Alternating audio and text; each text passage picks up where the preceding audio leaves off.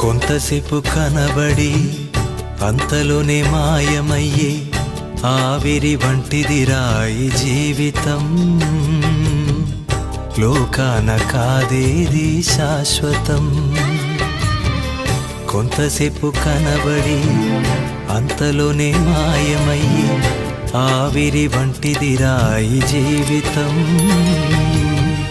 లోకాన కాదేది శాశ్వతం.